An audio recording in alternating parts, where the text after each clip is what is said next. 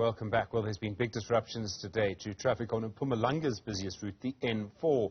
Taxi operators blockaded the route yesterday. They forced some truck drivers out of their trucks and used the trucks. They did it at gunpoint.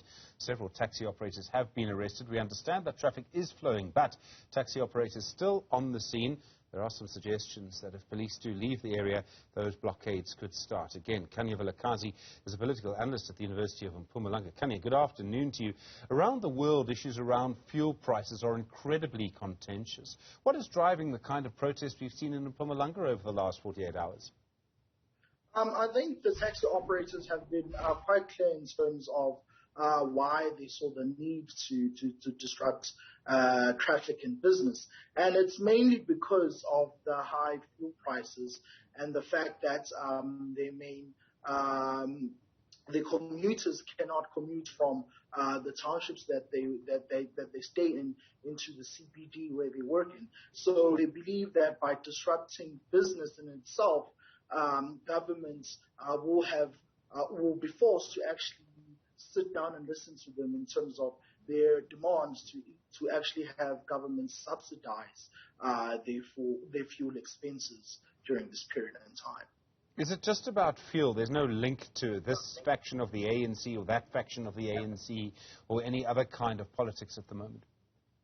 Well, if it is, then maybe it's because of, if they are, then it's because of them being taxi owners. But I think this is purely driven by downtrodden on small business people, like within the taxi industry, that actually are not making any money at the end of the day, because with the high unemployment rates, especially here in Mpumalanga, taxis no longer ferry the number of people that they used to, and the fuel price is actually high, so they're not actually making any money. And at the end of the day, they still need to pay their drivers. They still need to pay the money back to the lenders where they bought the taxis from.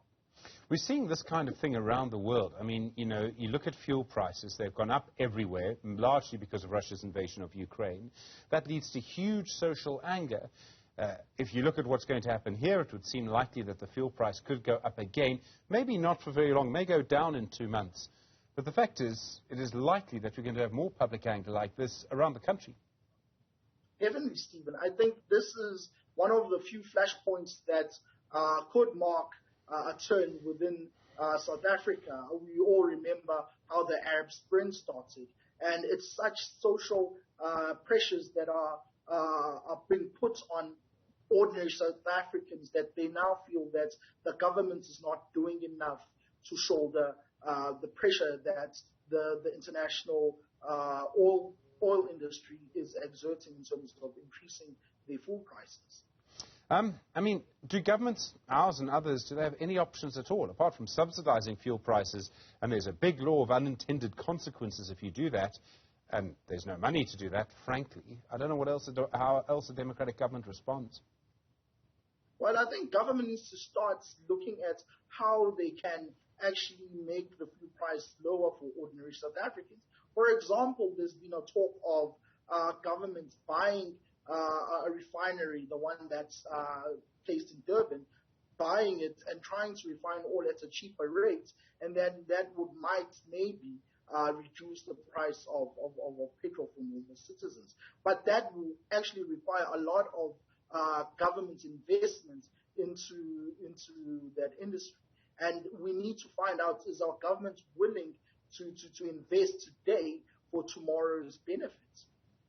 There's another issue that, I mean, this is a conversation that I've had with many people on this channel around the rising cost of living. We all know it. We all feel it. I don't know if people feel that the politicians know it, if you see what I mean. I think there may be, and I think this may be dangerous, there may be a sense that the politicians are having their own battles. They're all obsessed with December or whatever it is.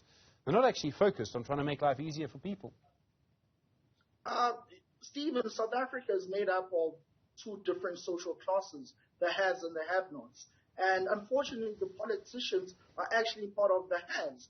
And with them trying to cement and them trying to climb the political ladder, it has now fallen upon us, the have-nots, to actually try and find better solutions to actually try and weather the storm. And we do this in the hope that government will stabilize, government will start to work for the people.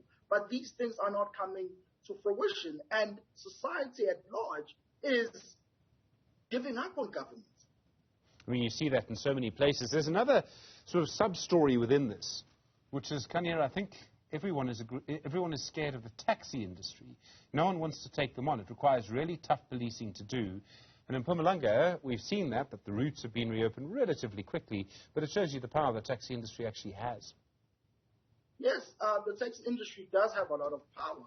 And you can just imagine if a strike like this could happen in all the major cities within our country. If it could happen in Johannesburg, Durban, East London, and Cape Town. You can imagine that the country financially will be at a standstill, and government would be forced, like it or not, to actually engage the taxi industry with some sort of solution to them being subsidized or finding other alternative ways for the industry to ferry the same people that the government taxes through their income.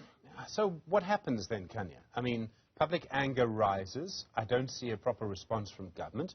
Are we going to see more incidents where people boil over?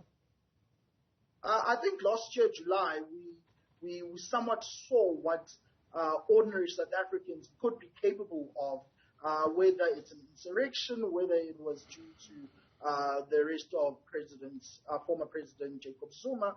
But it is clear that the citizens have more power than government. And if government does not want to take the time to listen to citizens, we might be faced with a July unrest erupting throughout the whole country.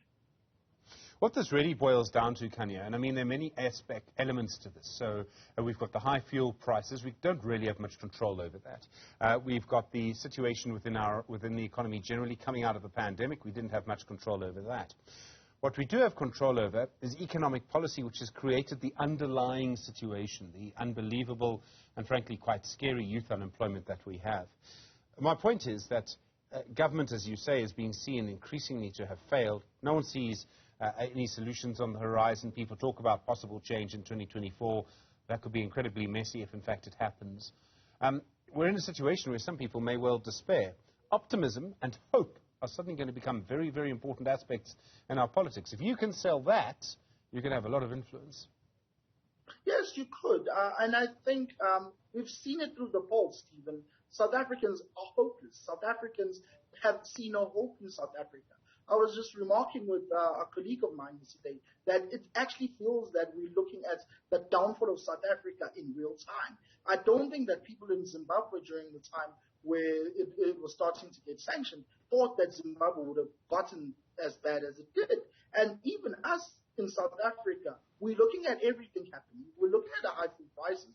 We're looking at politicians not caring about the lower class of society, the high unemployment rate, the high crime rate. We are all looking at factors that actually topple governments, but we are just saying, what is going to happen? And that has been the biggest travesty that is happening to our young democracy, that politicians or even those in government are not within society. They're not within the same communities that they want to speak about. Khaya Vilakazi, thank you, political analyst at the University of Mpumalanga. I do appreciate the time.